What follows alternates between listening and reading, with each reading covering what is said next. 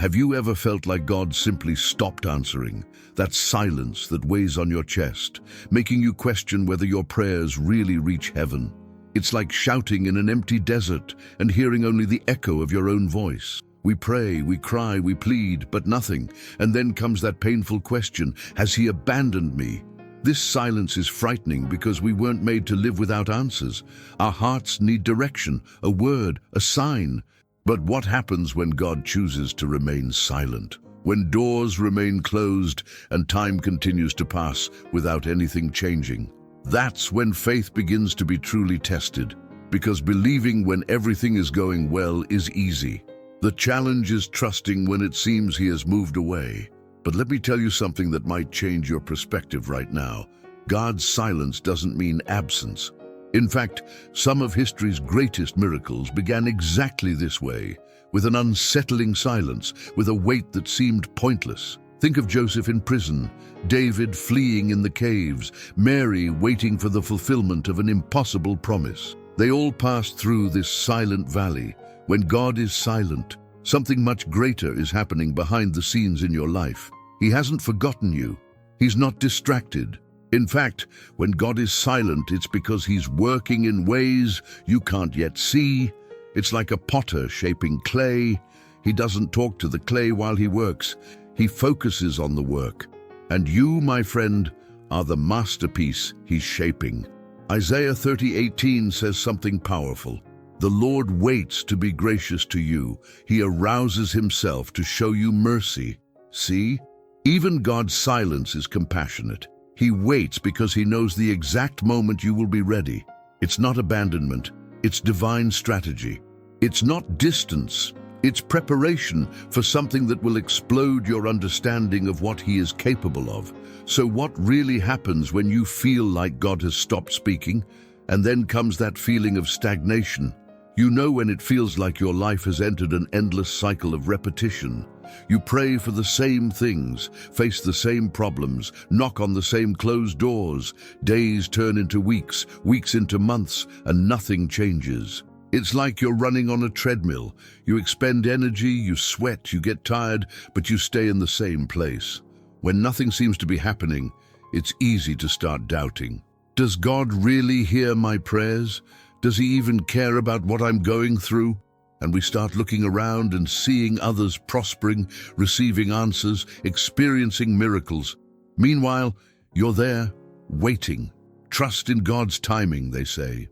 But how long is time? How long will this wait last? Let me introduce you to someone who knows this feeling well, Joseph of Egypt. This man was 17 years old when God gave him an incredible dream. He would see his brothers bowing down before him. He would be great. He would be a leader.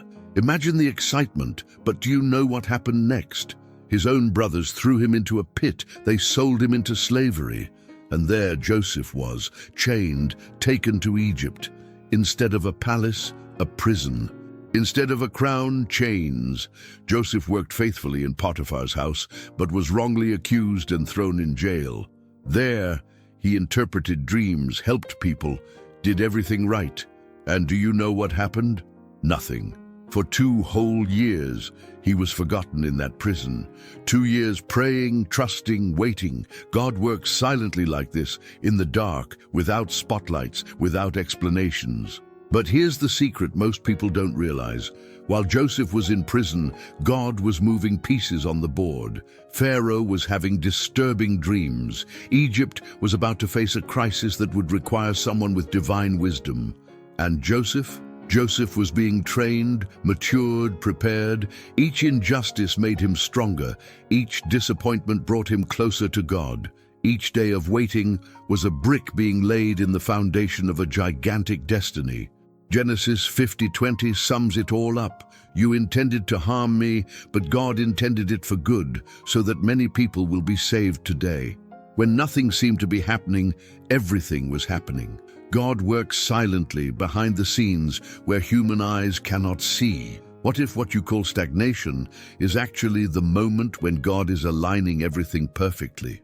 There's a stark difference between standing still and being prepared.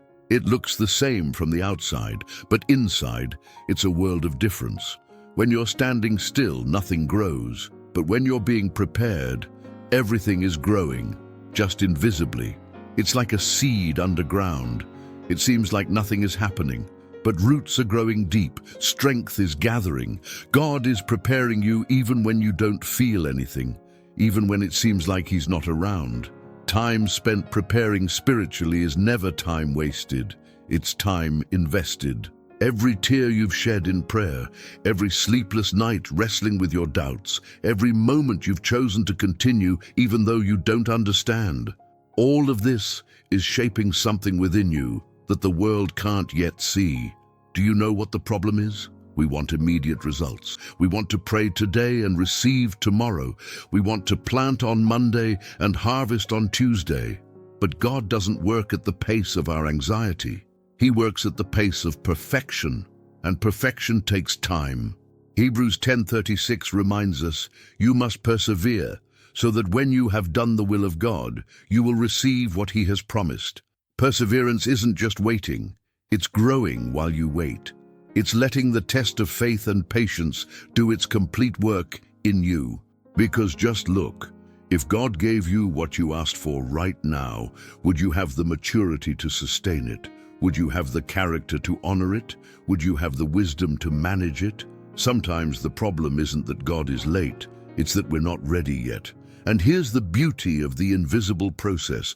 God isn't just preparing the blessing for you, He's preparing you for the blessing. He's strengthening your faith, expanding your capacity, maturing your spirit.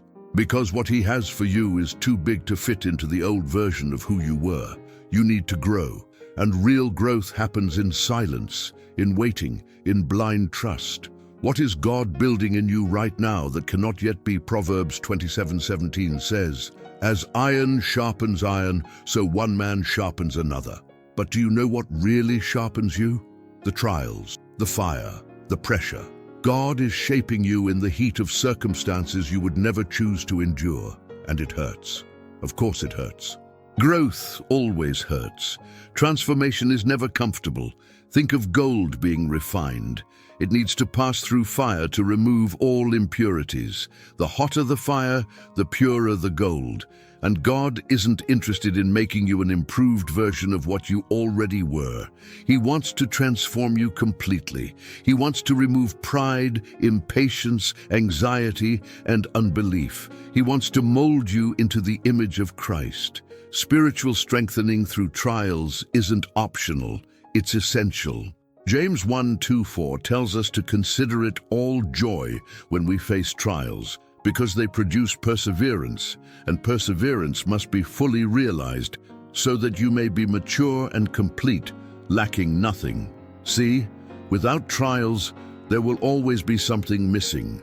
You will never fully reach the fullness of who God created you to be. And look, before I continue, I wanted to make a quick request. If this message is touching your heart, subscribe to the channel and leave a like. This will help bring this message to more people who are also going through the valley and need to hear that God hasn't forgotten them. And stay until the end, because I saved something special for you, a biblical truth that will change the way you see what you're experiencing right now. Coming back, the process of spiritual maturation is like a butterfly struggling to emerge from its cocoon. If someone cuts the cocoon to help, the butterfly will never develop strength in its wings and will be unable to fly. The struggle is necessary.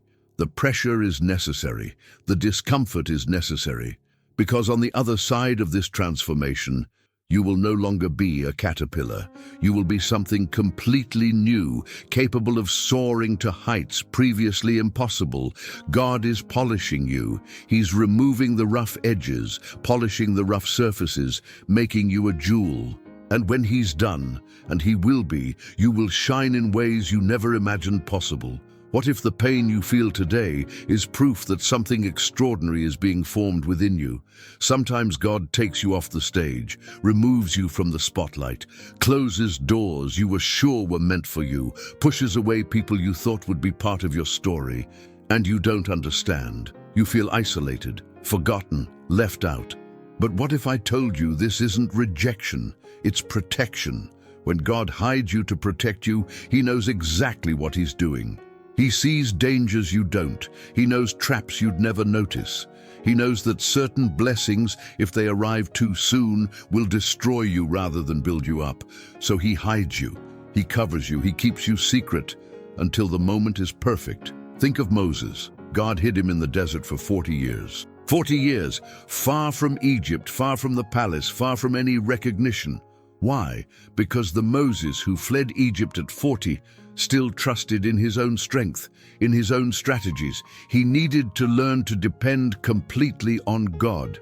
And only in the desert, in anonymity, did he learn this lesson. When God finally called him at 80, he was ready. Not strong in himself, but strong in God. God's purpose always involves time for preparation.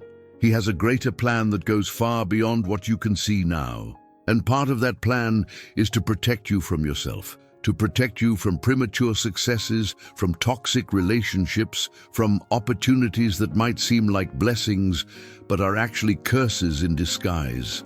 Psalm 31:20 says, "In the secret place of your presence, you hide them from the schemes of men."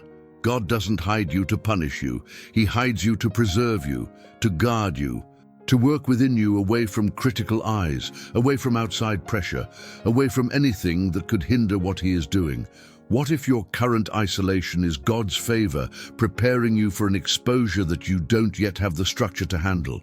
Let's be honest, we fear silence. We fill every second with noise, with distractions, with anything that keeps us from being alone with our thoughts. And when God is silent, it terrifies us. Because in silence, we are forced to confront our doubts, our fears, our need for control. But God's silence has a purpose. It always has, and it always will.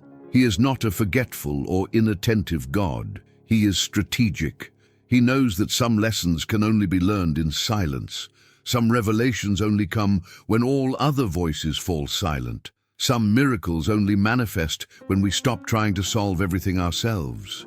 Think about when Jesus was in the boat with his disciples and a violent storm arose. And where was Jesus? Sleeping, silent. The disciples were desperate, thinking they were going to die, and he sleeping. But do you know what that silence was doing?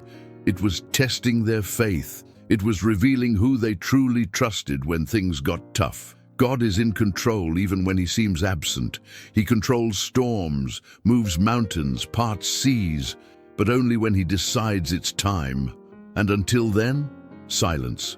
Trust in God's timing, because His timing is never wrong. He doesn't arrive early to make you anxious, nor late to make you desperate. He arrives exactly when you need Him to. Habakkuk 2:3 tells us, "For the vision is yet to be fulfilled at its appointed time, but at the end it will speak and will not fail. Though it tarries, wait for it will surely come and will not delay." Silence isn't failure, it's timing.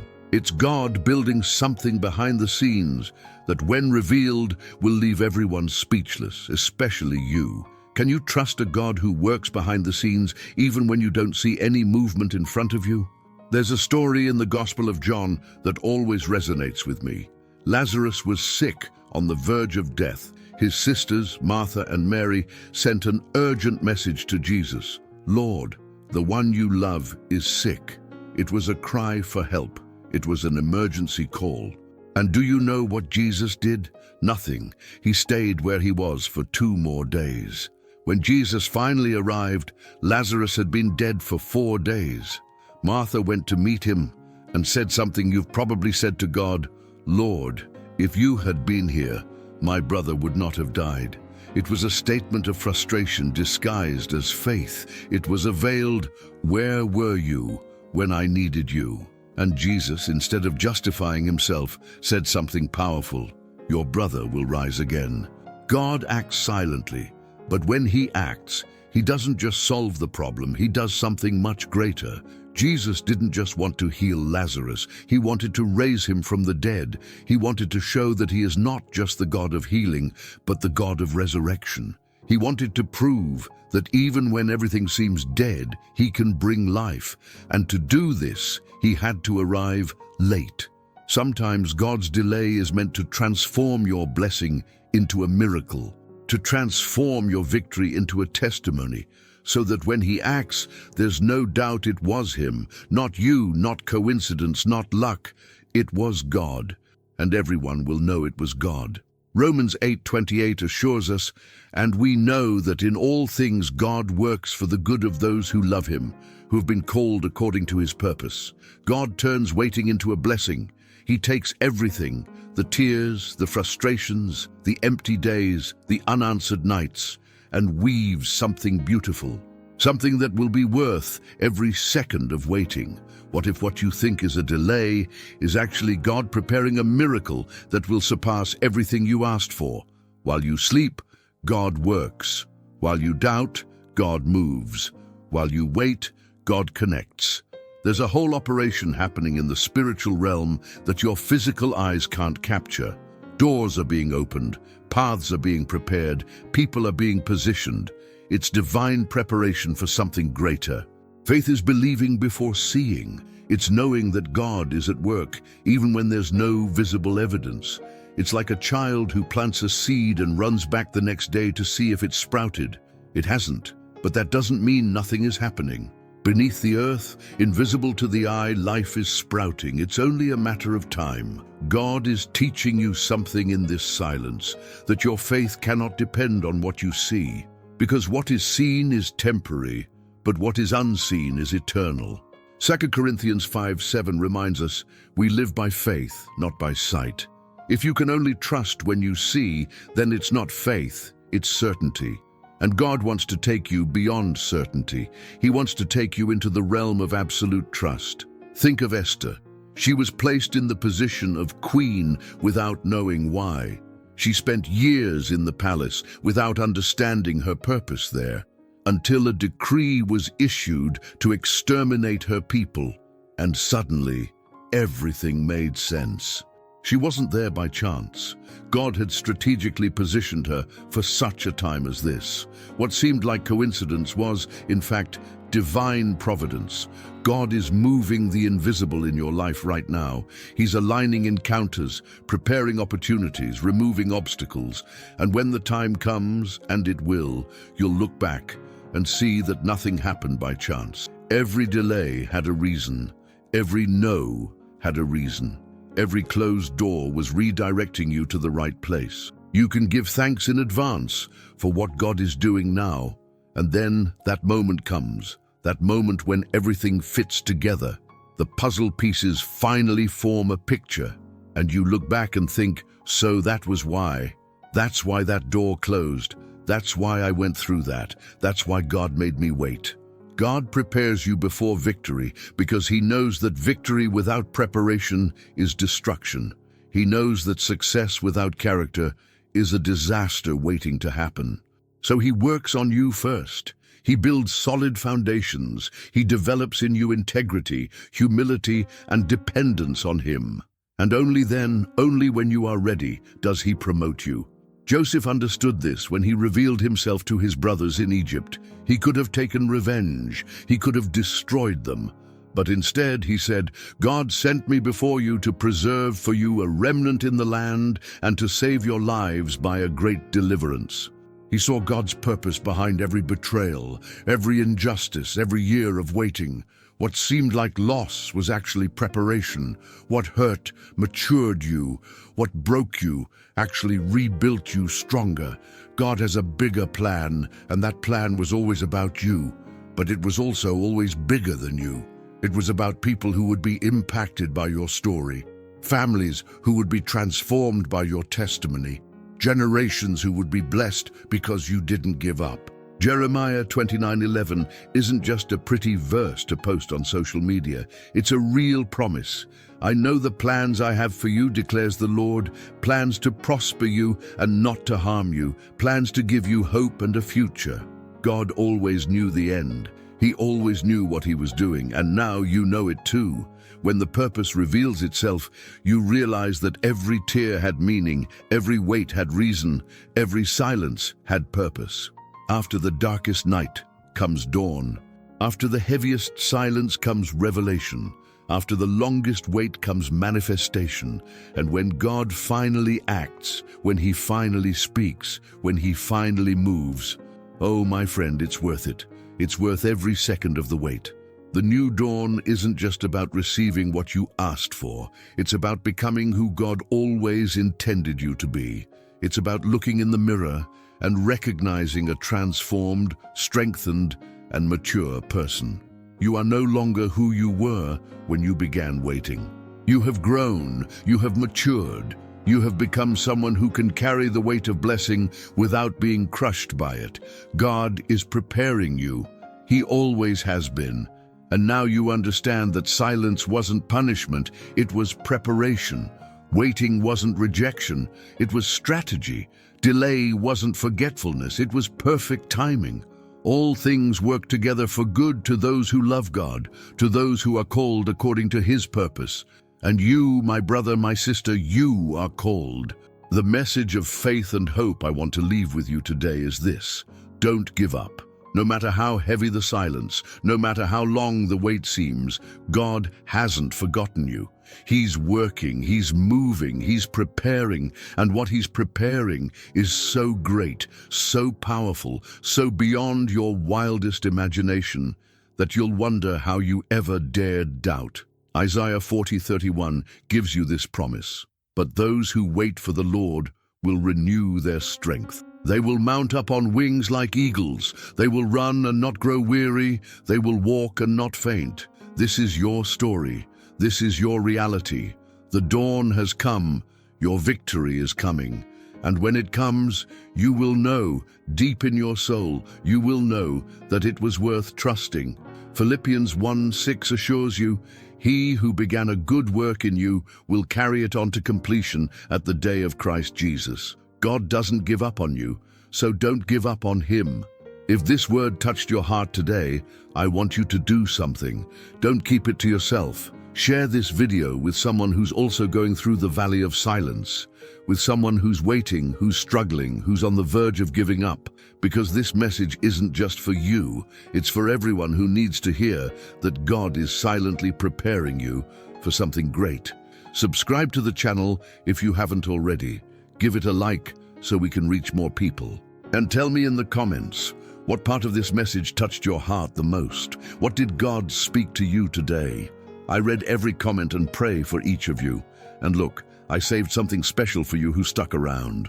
A truth that will change your perspective on everything you're experiencing. Romans 8:18 says, "I consider that our present sufferings are not worth comparing with the glory that will be revealed in us." What's coming is incomparably greater than everything you've been through. Incomparably. Let that sink deep into your heart. God is working on you. He's molding, polishing, preparing you. And when He reveals what He's been doing all this time, when He opens doors no one can close, when He raises you from the valley to the mountaintop, you'll understand. You'll understand that every tear had a purpose, every wait had meaning, every silence was God working behind the scenes. Don't give up. Your victory is closer than you think. Dawn comes after the darkest night, and your dawn is coming. May God bless you, keep you, and sustain you until the promise is fulfilled, because it will be fulfilled, not because you deserve it, but because He is faithful, and God's faithfulness never fails.